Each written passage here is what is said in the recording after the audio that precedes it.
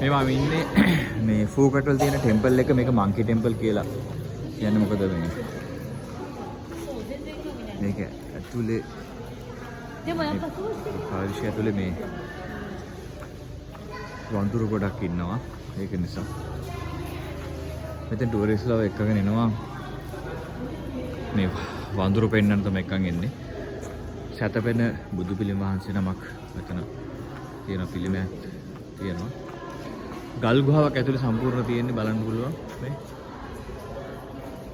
මේක monkey temple.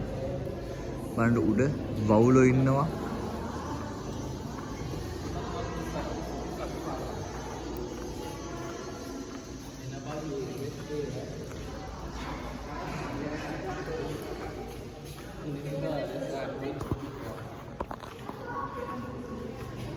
මේ පඩිපෙළ යන්න ඕනේ. මේ පඩිපෙළ ඇද්දී මතක් කරා මෙච්චර ලොකු පඩිපෙළ නෙමෙයි මේක නා.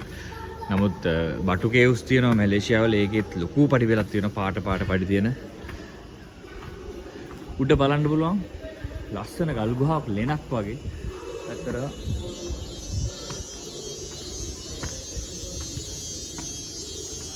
සාමාන්‍ය මේ රටවල ඇවිදිනකොට තේරෙනවා ලංකාවේ මේ වගේ මාකට් කරන්න පුළුවන් තැන් මීට වඩා හොඳ තැන් තියෙනවා. මොකක් හරි හේතුවකට අපිට ඒ ටික මගහැරලා තියෙනවා.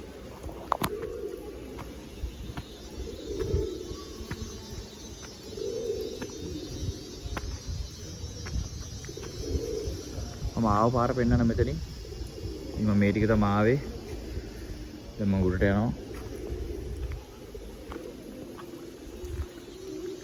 මෙතන තියෙන ස්වාමි කෙනෙක් වගේ පූජිකයෙක්ගේ ෆොටෝ එකක්. මේ ගුහාව තව යන්න පුළුවන්.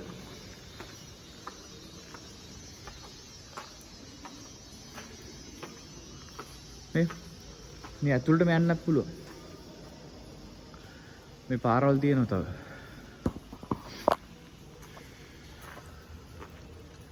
අපි විනාඩි 20ක විතර කාලයක් තමයි මේ හැරේ ඉන්න බලාපොරොත්තු වෙන්නේ. මේ ගල්වල